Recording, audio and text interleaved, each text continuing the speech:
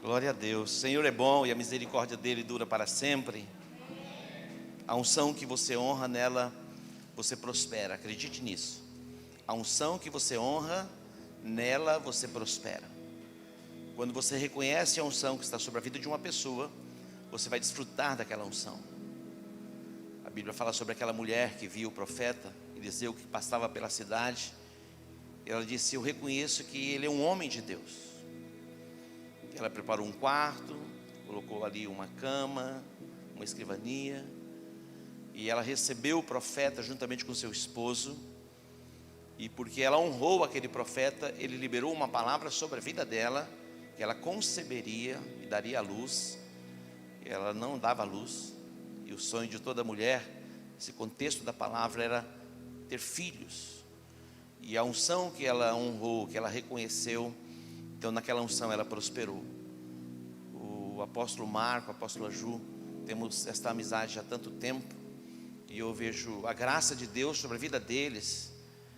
Eles são bivocacionados, eles trabalham no secular, e o Marcos e a Ju desenvolvendo a atividade profissional deles. Eu vejo a mão de Deus sobre a vida deles. Obrigado, Marcos, por nos receber com tanta honra, tanto carinho. Eu pensei que nunca mais eu ia pregar nessa igreja. E eu não gosto de viajar só. Outro dia fui para Brasília, fui só, foi terrível. Eu sempre levo alguém comigo. E quem viria era o meu genro, o pastor Aldo. Mas a apóstola falou: por que não eu? Eu falei: ué, melhor para mim. Então veio a apóstola. Eu entendo que a igreja não é um lugar para a gente frequentar, é um lugar para nós pertencermos. Você frequenta um shopping, um cinema, mas a igreja é um lugar para você pertencer. Existem muitos entendimentos errados a respeito da igreja, mas a igreja é uma ideia de Deus. Alguém diz assim: diga sim a Jesus, diga não à igreja. Tem um slogan, foi criado na década de 60 nos Estados Unidos: diga sim a Jesus, diga não à igreja. Como alguém vai dizer sim para mim e dizer não para minha esposa ou para minha noiva? A igreja é a noiva de Cristo. Como vai dizer sim para o noivo e não para a noiva? E é muito importante entendermos que a igreja não é um indivíduo. Não, a igreja é um coletivo. A igreja não é singular, a igreja é plural. Nós somos o templo do Espírito Santo, ele habita em nós. Mas isso aqui é a igreja, amém? Então a igreja a gente não frequenta, a igreja a gente pertence. Você pode dar um aplauso ao Senhor? Glória a Deus. Quando a gente vai a um restaurante, geralmente os restaurantes hoje estão lotados, né? E quando você se levanta para servir, você põe a máscara, põe uma luva. Mas quando você senta, você já percebeu? O vírus naquela altura não tem mais como contaminar. Outro dia eu fui assistir um jogo do melhor time do Brasil, e milhares de pessoas. Você faz o exame, você mostra o comprovante da vacina e ainda usa máscara. Mas hoje nos estádios já estão liberadas a máscara, né? Que bom, estamos avançando. Eu não sei se você tem essa percepção, mas Deus está se movendo na nossa nação. Ó, 2 améns aí, já está bom. Você tem essa percepção? Ou você acha que está tudo dominado? Lógico que não. Deus, ele está se movendo na nossa nação. Quem tem olhos para ver, que veja. Quem tem ouvidos para ouvir, que ouça. Nunca na história deste país nós tivemos um ministro do Supremo evangélico que dirá pastor. Isso é pouca coisa? Não, isso é uma mudança de paradigma. E muitas vezes nós, diante de tantos desafios que nós temos, e diante de tantas informações que chegam, parece que a besta já está dominando. Mas Jesus é o Senhor da nossa nação. Jesus é o Senhor da nação. E eu acredito que nós veremos o maior mover do Espírito sobre o Brasil. Deus tem preservado o Brasil. Cada palavra profética, cada oração e intercessão estão diante do nosso Deus. E eu quero dizer que está chegando o tempo e a hora desta nação ser chacoalhada mesmo, inundada pela glória do Senhor. Você crê? Diga, eu creio.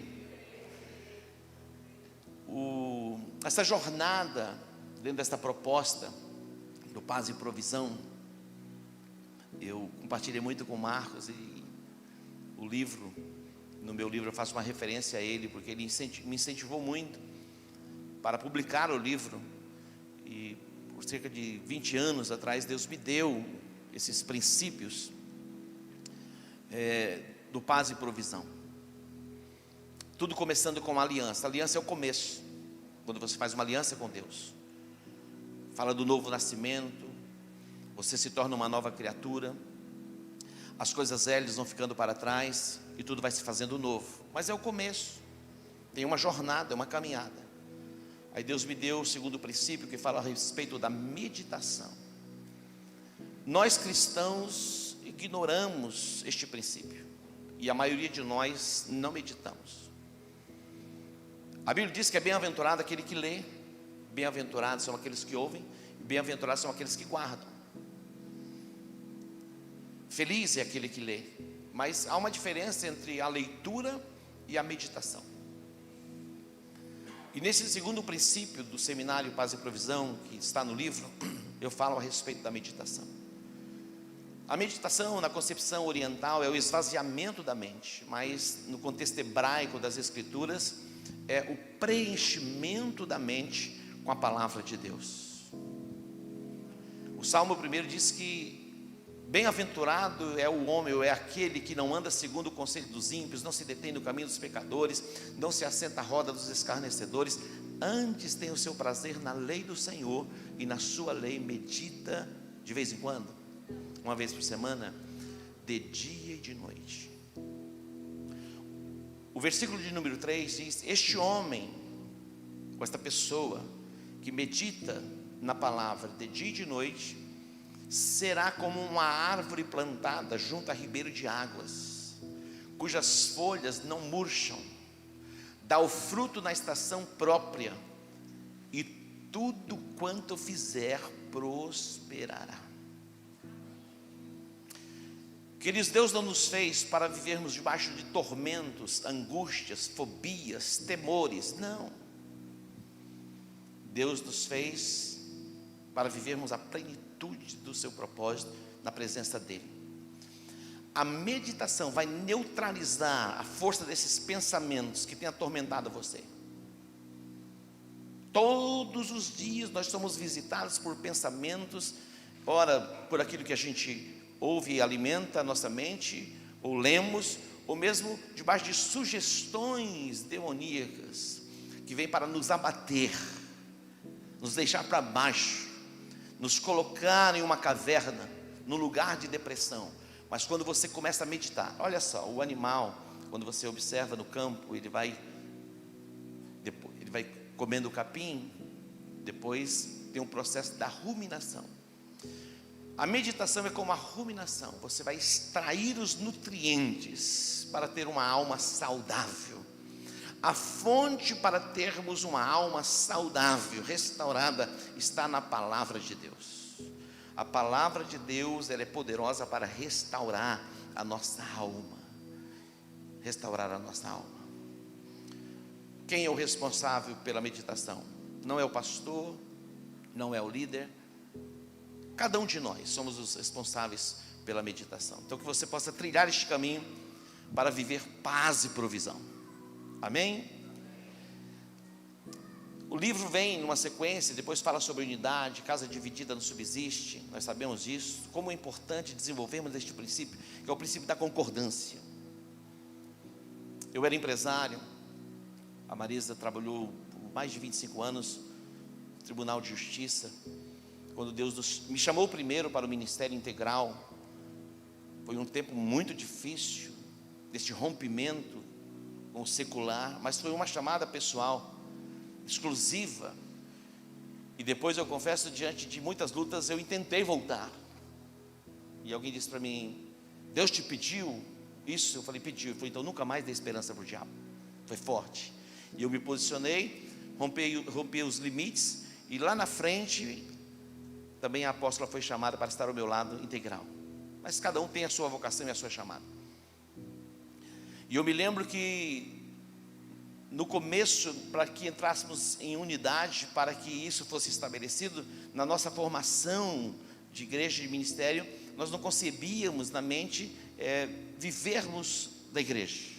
Nós tínhamos a nossa formação foi assim. Mas depois nós entramos em concordância, entrando em concordância, e ela concorda comigo, não, então vai, eu estou ao seu lado. E aí as coisas começaram a mudar. Eu me lembro quando nós fomos construir a nossa casa, e ela queria comprar uma casa pronta, eu queria construir uma casa, e as coisas não entravam em concordância, e nós tentamos, nós oramos, entramos em concordância, e Deus nos deu a casa. Coisas simples, coisas básicas assim. Impressionante quando você entra em concordância. Minha filha gostava muito de cachorrinho, e ela tinha uma cachorrinha, cachorrinha, e essa cachorrinha sumiu. E em casa parecia que era um velório. Uma semana, 10 dias. E um dia, aquele ambiente tomado de tristeza, nós reunimos a família, elas eram crianças, e nós oramos em concordância. E a cachorrinha voltou para casa. 10 dias depois, não tem explicação. Quando você entra em concordância com alguém, se duas pessoas concordarem a respeito de qualquer coisa aqui na terra, está estabelecido nos céus. Aí vem a obediência, sonhos, fé e ação, faz parte do livro.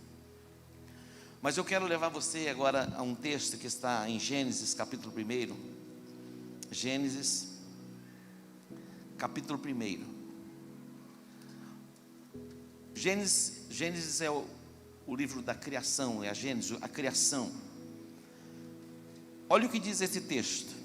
Gênesis 1, de 1 a 2, diz assim: no princípio criou Deus os céus e a terra era sem forma e vazia. Havia trevas sobre a face do abismo, e o Espírito de Deus pairava sobre a face das águas. E disse Deus: haja luz, e houve luz.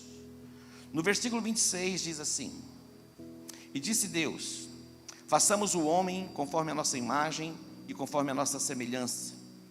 Domine ele sobre os peixes do mar, sobre as aves dos céus e sobre os animais domésticos, sobre toda a terra e sobre todos os répteis que se arrastam sobre a terra.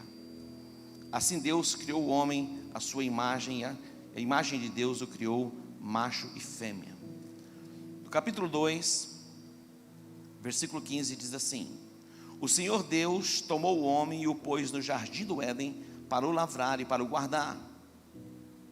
Ordenou o Senhor Deus ao homem, dizendo: de toda árvore do jardim comerás livremente, mas da árvore do conhecimento do bem e do mal, dela não comerás, pois no dia em que dela comeres, certamente morrerás. Pai Santo, te agradecemos e te bendizemos por esta manhã. Eu te louvo, Deus, pela vida dos apóstolos, que são os anjos, pastores que estão diante deste povo que é o teu rebanho. Eu te agradeço, Deus, porque estamos diante de um memorial, que é o memorial da aliança, que é a ceia, o pão e o cálice. Como é precioso compartilharmos desse tempo. E agora, Deus, a tua palavra foi lida, que o Senhor me dê sabedoria e graça para compartilhar o que está no teu coração. Que não seja feita a minha vontade, mas a tua vontade. Que os ouvidos sejam ungidos, os olhos espirituais sejam iluminados, e que a revelação da tua palavra chegue aos nossos corações, em o nome de Jesus. Amém, amém e graças a Deus. No princípio criou Deus os céus e a terra. Pense a respeito disso. A Bíblia diz que a terra era sem forma e vazia, e havia trevas sobre a face do abismo, e o Espírito de Deus, ele pairava sobre a face das águas. E disse Deus: haja luz, e houve luz. Os céus foram criados, e os céus eram um lugar perfeito, desde a criação. Mas a terra, quando ela foi criada, ela era sem forma e vazia. O céu estava o Pai, o Filho e o Espírito Santo. Por isso que ele diz: façamos o homem conforme a nossa imagem. Quem disse? O Pai. Quem estava com ele? O Filho e o Espírito Santo. Deus criou anjos, arcanjos, querubins, serafins, e eles estavam diante de Deus. E dentre os anjos criados por Deus, um tinha a preeminência de estar diante dos outros anjos como regente, e é alguém de grande influência, que é Lúcifer. E ele foi tomado no seu coração pela soberba, e ele quis assumir o lugar de Deus e se tornar semelhante ao Altíssimo. O único ser na face da terra e nos céus que foram criados à imagem e à semelhança de Deus, fomos nós, os homens. Nenhum outro ser foi criado à imagem e à semelhança de Deus. A Bíblia diz que Deus é espírito, e nós somos um ser eminentemente espiritual. Nós somos um ser trino. Depois você vai entender um pouquinho mais a respeito disso. Você não é apenas o corpo ou a alma. Na verdade, você é espírito. Você habita em um corpo e você possui uma alma, e a alma fala dos seus sentimentos, das suas emoções. Lá estava Lúcifer. Lúcifer plantou uma semente de rebelião no coração de 1/3 dos anjos. 1/3, imagina isso, 1/3 dos anjos. Nós não sabemos quantos anjos foram criados, mas são milhares e milhares e milhões, a Bíblia diz. A semente de rebelião foi plantada em 1/3. E aonde eles estavam? No céu.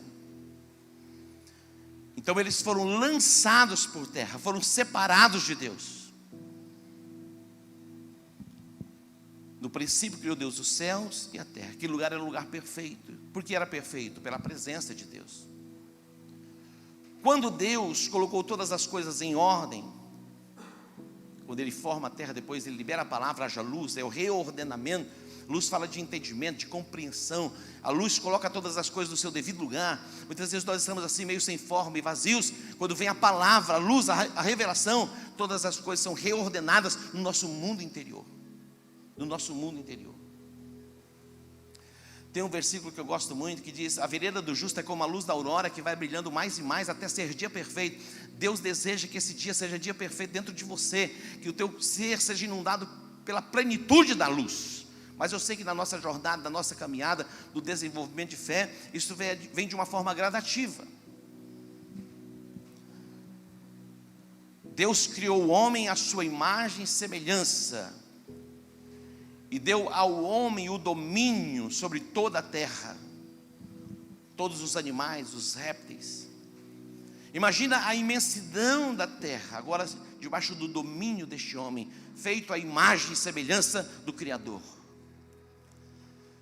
Mas o mesmo Lúcifer, agora em forma de uma serpente, ele entra no jardim do Éden, e lá estava ele. Imagina Adão e Eva. O Éden não era um lugar perfeito por causa dos jardins ou das árvores frutíferas. O Éden era um lugar perfeito por causa da presença de Deus. O que faz um lugar perfeito não é aquilo que os nossos olhos conseguem ver. Quando a gente olha algumas paisagens, tanto no Brasil ou mesmo na Europa, na Suíça, imagina aqueles campos verdes, aquelas montanhas tomadas por neve. Aquele lugar é um lugar aprazível, mas sem a presença de Deus é um vazio. Éden quer dizer lugar de deleite, e era um lugar de deleite não apenas por causa das árvores que produziam frutos, ou por causa dos seus jardins. O Éden era um lugar perfeito por causa da presença de Deus. O que faz o lugar perfeito é a presença de Deus. Tudo que o diabo queria e quer é tirar o homem da presença de Deus, porque quando ele tira o homem da presença de Deus, não existe lugar nesta terra que se torne um lugar bom ou confortável. Podemos ter o conforto e aquele lugar se tornar bom por alguns segundos, por alguns minutos, por algumas horas, quem sabe por alguns dias. Mas o Éden era o que era, o lugar perfeito, o lugar de deleite por causa da presença de Deus. O mesmo Lúcifer, agora em forma de uma serpente, vai plantar uma semente de rebelião no coração do homem. E o homem vai dizer sim para a serpente, não para Deus. E Deus, ele estabeleceu o princípio, dizendo, olha, de todos os frutos, de todas as árvores, vocês podem comer livremente, mas da árvore do conhecimento do bem e do mal, vocês não devem comer, porque no dia que vocês comerem, certamente, vocês morrerão. E a serpente vai dizer a Eva, dizendo, olha, não é bem assim. Sabe por que ele disse para que vocês não comam do fruto? Porque ele sabe que no dia em que vocês comerem do fruto, vocês se tornarão iguais a ele. Olha isso. Olha a mentira. Todas as vezes que você acredita na mentira do diabo, todas as vezes você se afasta de Deus. O diabo, ele é o pai da mentira. Ele é o mentor da rebelião. E tudo que ele queria era ser semelhante ao Altíssimo. E eu e você fomos feitos à imagem e semelhança de Deus. Você pode dar um aplauso a ele? Eu e você fomos feitos à imagem e semelhança de Deus.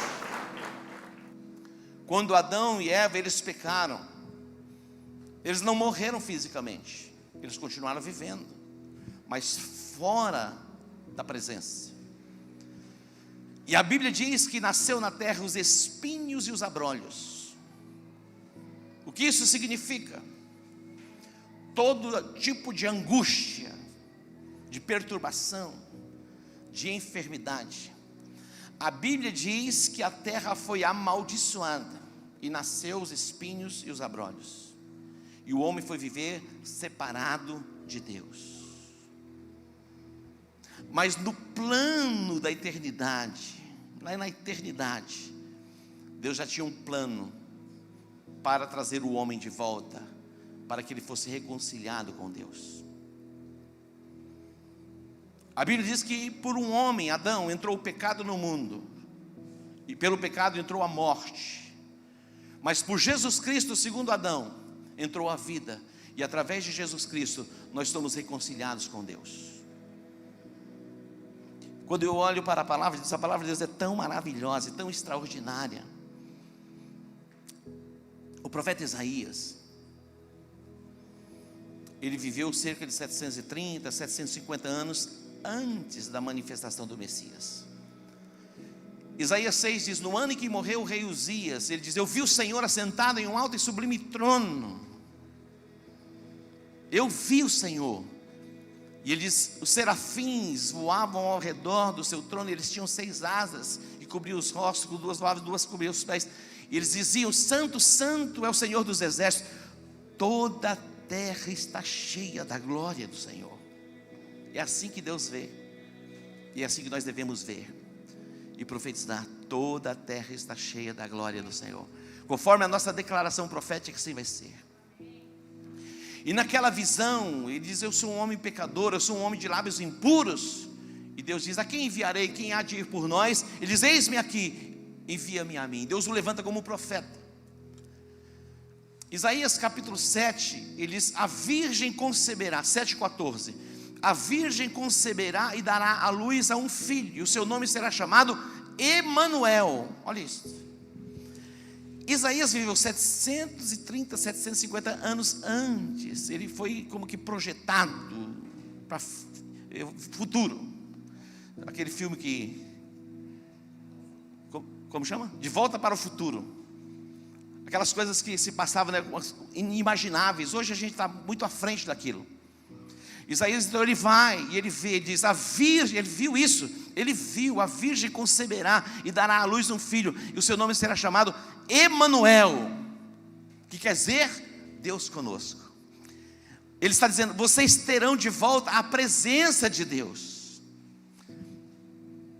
Aquilo que o pecado fez, afastou o homem de Deus e tirou a presença de Deus do Éden. Agora ele está dizendo, olha, a virgem vai conceber e vai dar à luz um filho, e o seu nome será chamado Emanuel.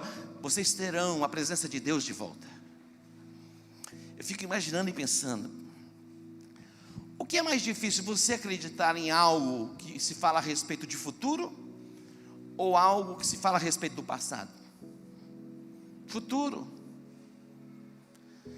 Quando alguém compartilha algo, ela diz: daqui a 10 anos, daqui a 20 anos, daqui a 30 anos, daqui a 50 anos, daqui a 100 anos, daqui a 500 anos, daqui a 1000 anos, isso vai acontecer. Ele fala: pirou, ficou louco, não faz sentido.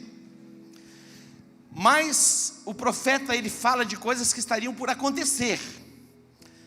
Hoje aqui eu vou falar de coisas que já aconteceram, daqui a pouquinho, e vocês vão entender. Quando você vai para o capítulo 9 do profeta Isaías, ele fala terras de Zebulon, terras de Naftali, lugares que estavam tomados pela obscuridade. Raiou a luz. Raiou a luz. E ele diz: olha, um menino nasceu, e o seu nome será chamado Maravilhoso, Conselheiro, Deus Forte, Pai da Eternidade, Príncipe da Paz. Ele vai falando a respeito de Jesus Cristo. No capítulo 10 ele vai dizer: olha, naquele dia, no dia em que o Messias se manifestar, o jugo vai ser quebrado, a carga vai ser tirada do teu ombro por causa da unção. Jesus, quando ele entra na sinagoga, que lhe deram o livro do profeta Isaías, ele diz: o Espírito do Senhor está sobre mim, pelo que ele me ungiu para evangelizar os pobres, libertar os cativos, pôr em liberdade os oprimidos, dar vista aos cegos e anunciar o ano aceitável do Senhor. Já está se cumprindo a profecia. Mas Isaías está vendo o que vai acontecer. Quando você vem para o capítulo 52 do profeta Isaías e vai fechar o capítulo, ele diz: olha, muitos pasmaram ao ver Jesus na cruz. Ele viu Jesus na cruz. Imagina isso.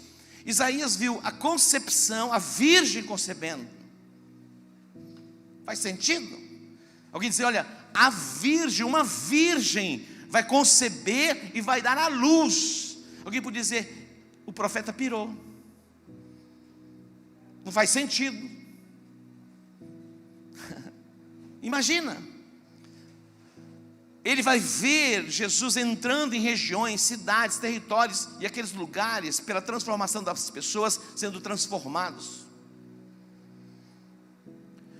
Ele vai ver Jesus liberando a unção e quebrando o jugo, tirando a carga que estava sobre a vida das pessoas. Agora no capítulo 52, ele vai fechar o capítulo dizendo assim: muitos pasmaram ao ver Jesus. Ele viu Jesus crucificado.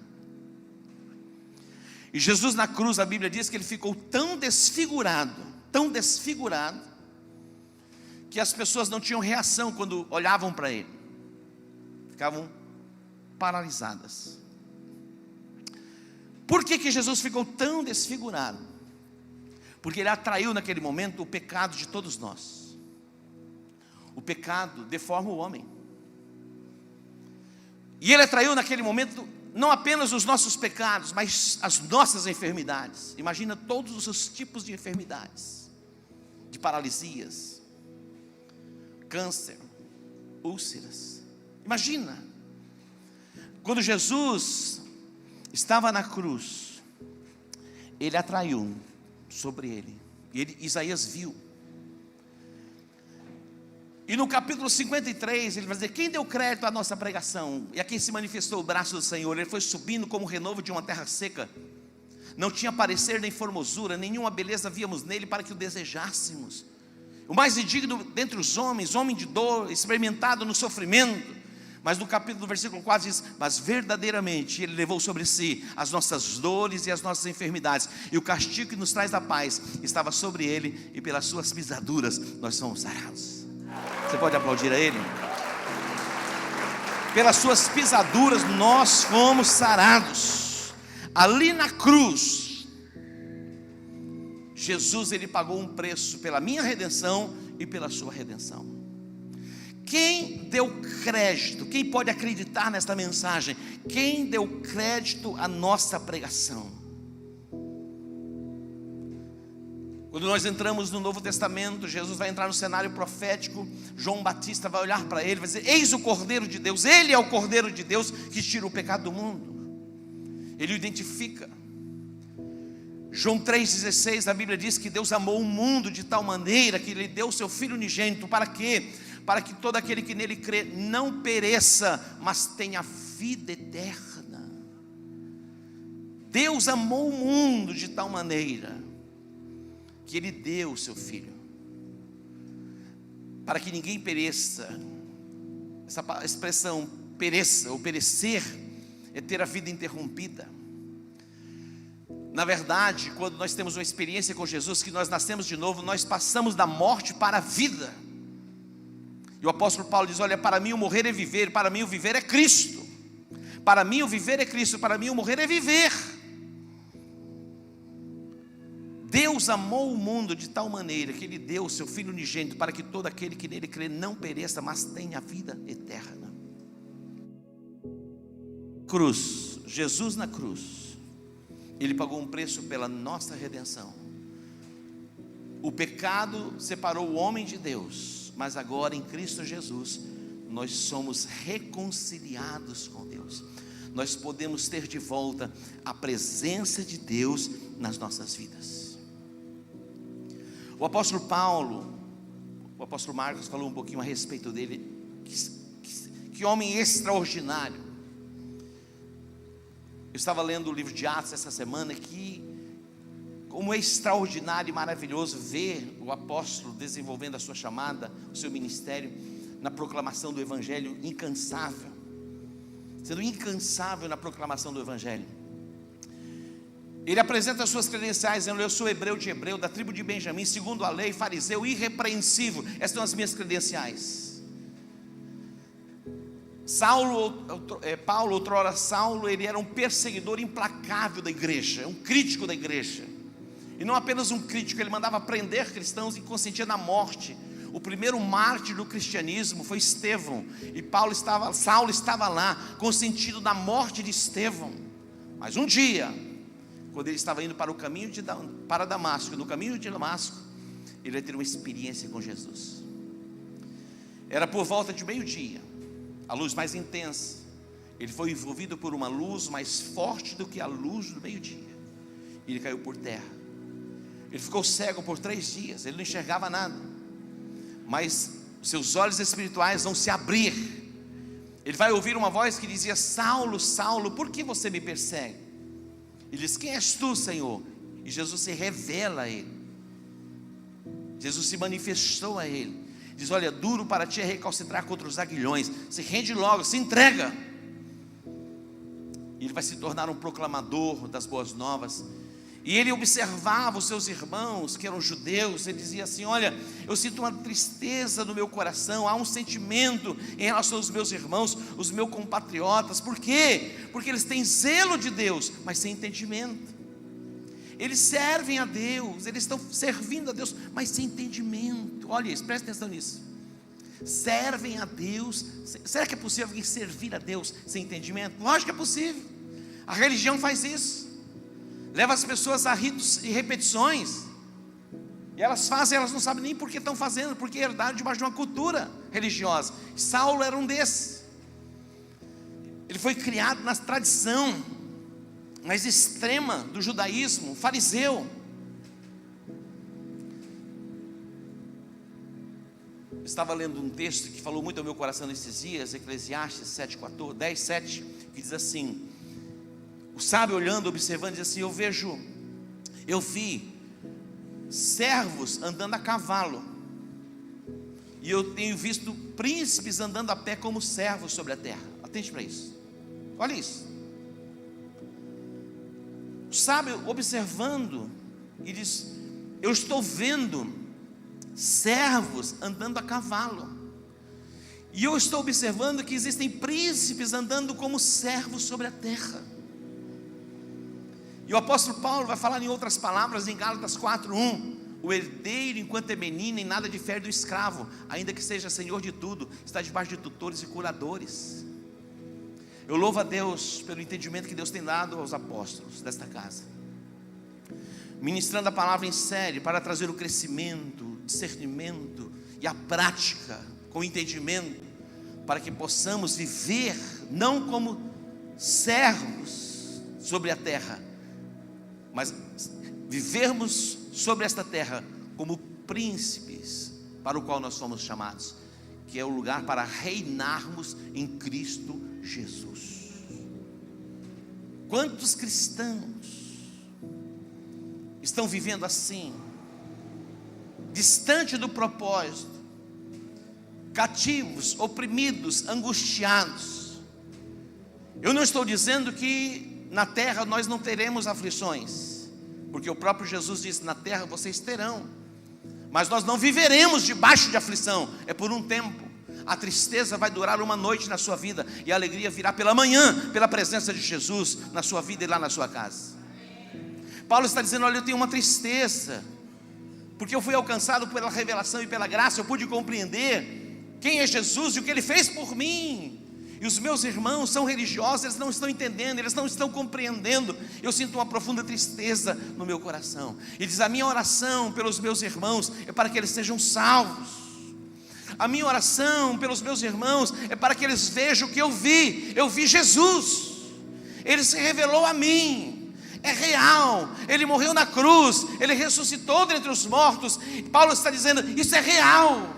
Eu não acreditava nisso, eu perseguia aqueles que acreditavam, eu consentia na morte, eu os açoitava, eu os criticava, mas é real. Jesus, Ele é o Filho de Deus, Ele é o dom, é o presente de Deus para a redenção, para o resgate de toda a humanidade.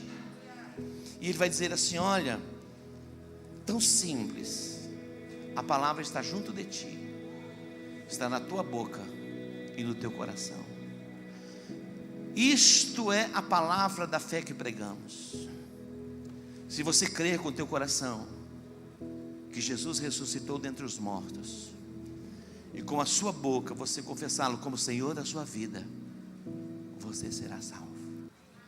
Por quê? Porque com o coração se crê para a justiça, e com a boca se faz confissão para a salvação. Ele vai dizer assim: olha, todo aquele que invocar o nome do Senhor será salvo. Todo aquele que invocar o nome do Senhor será salvo. A religião coloca tantos obstáculos e nos leva muitas vezes a fazer tantas coisas e tantas práticas sem entendimento, simplesmente por um ato repetitivo. E agora Paulo, que perseguia a igreja, vai ser perseguido por aqueles que não tinham entendimento. Mas ele vai dizer, fechando a palavra e a sua pregação, dizendo: olha, eu combati o bom combate, eu acabei a carreira, eu guardei a fé. Eu combati o bom combate. Ele diz: em nada eu tenho a minha vida por preciosa, contanto que cumpra em mim a missão e o propósito para o qual eu fui chamado. Todos pecaram, foram separados de Deus, mas agora em Cristo Jesus nós fomos reconciliados com Ele.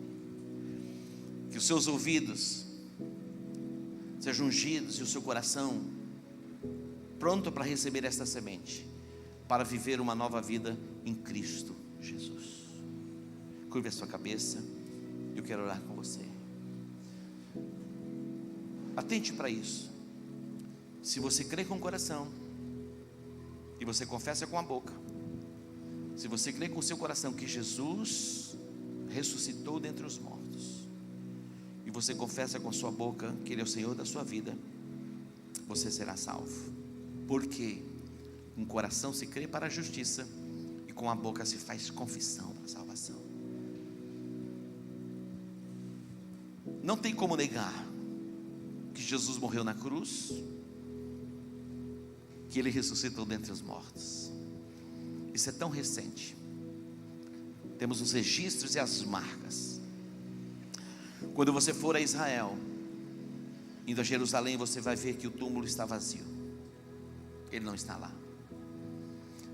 Foi testificado por tantas mulheres, os apóstolos e tantas outras pessoas, que verdadeiramente Jesus ressuscitou dentre os mortos.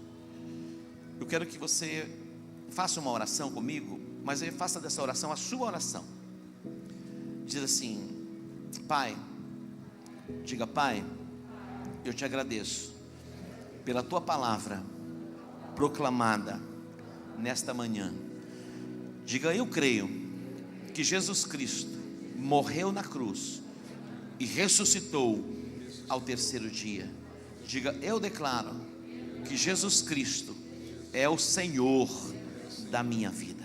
Diga: eu reconheço que eu sou um pecador, mas eu sei também, se eu confessar os meus pecados, o Senhor é fiel e justo para perdoar os meus pecados.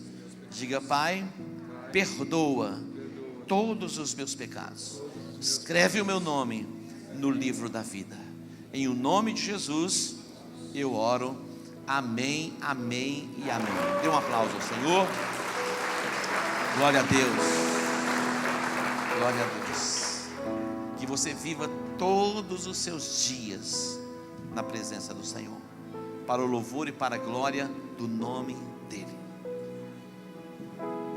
Hoje é um dia memorável. O primeiro dia da semana para nós é um dia memorável. Mas esse dia é um dia mais que especial, porque é o dia da ceia. Toda aliança tem um memorial. Isso aqui representa alguma coisa para você? O que diz? É o memorial da minha aliança com minha esposa. Esse é o memorial. Quando nós olhamos para o Velho Testamento, Abraão, nosso pai da fé, o memorial da aliança entre Abraão e a sua descendência com Deus foi a circuncisão, a marca da circuncisão. A marca da circuncisão é o memorial. Quando Israel saiu do Egito, que eles atravessaram o Jordão, eles tomaram 12 pedras do Jordão e eles construíram um memorial. Por que de pedras? Porque era algo que o vento, o tempo não podia desgastar. E todos que passassem por aquele memorial diriam: algo aconteceu aqui, Deus se revelou, Deus se manifestou. Então toda aliança tem um memorial. E nós temos diante de nós o pão e o cálice.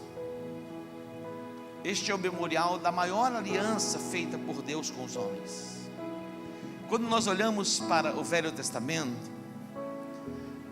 quando Noé obedeceu e construiu a arca, e ele constrói a arca, foram mais de 100 anos construindo a arca. Faz sentido? Quase 200 metros de comprimento, quase 30 metros de largura, 17 metros de altura. Imagina o que as pessoas diziam: esse velho ficou louco. Faz sentido, não chovia. Não chovia, mas ele disse: vai chover, virá um dilúvio. Deus falou comigo. E muitos não acreditaram. Ele construiu a arca, entrou na arca com a sua família, 8 pessoas e os animais. Ele fechou a arca por dentro, Deus fechou por fora. Começou a brotar água na terra e descer água dos céus, 40 dias e 40 noites. Todos os montes da terra foram cobertos pelas águas do dilúvio. Tem uma região do Pantanal chamada Charaés, e ali eles encontram algumas coisas que diz que ali, naquele lugar, foi um mar. Imagina, lá no Pantanal, identifica como se aquele lugar tivesse sido um mar, mas na enchente tudo se tornou mar. Depois as águas baixaram, e lá existem sinais, evidências. Aí Deus colocou um arco sobre a terra. Todas as vezes que chover e houver nuvem, vocês vão ver o arco da aliança. Quem já viu o arco da aliança? Está lá. Mas hoje nós estamos aqui diante de algo maior: o pão e o cálice, que fala de salvação, fala de redenção, fala de livramento, fala de provisão. Na arca eles tiveram livramento, tiveram proteção, tiveram provisão. Em Jesus Cristo nós temos livramento, nós temos proteção, nós temos provisão. Ele é o pão da vida que desceu dos céus. E nem só de pão viverá o homem, mas de toda palavra que sai da boca de Deus.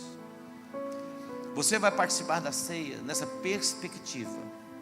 Qual é a perspectiva? Todas as vezes, Jesus disse que vocês comerem o pão e beberem o cálice, vocês anunciam a minha morte até que eu venha. Atente para isso. Mas por que anunciam a morte? Porque através da morte de Jesus e a sua ressurreição, nós fomos alcançados. E ali nós temos o que? A salvação.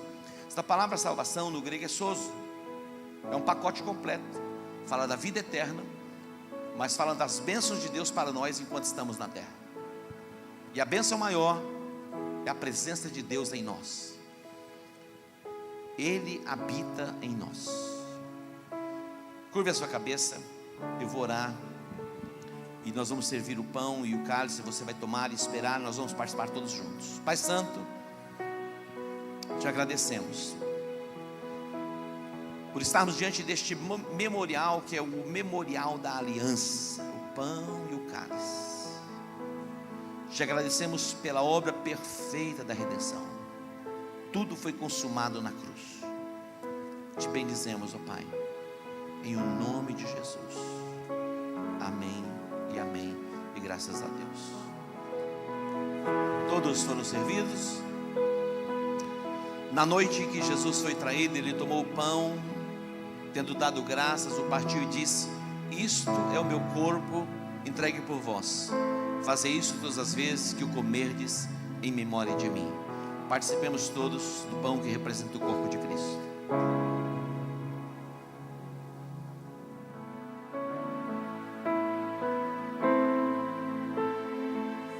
Depois de cear, Jesus tomou o cálice, dizendo: este cálice é a nova aliança no meu sangue. Fazei isso todas as vezes que o beberdes em memória de mim. Participemos todos do cálice.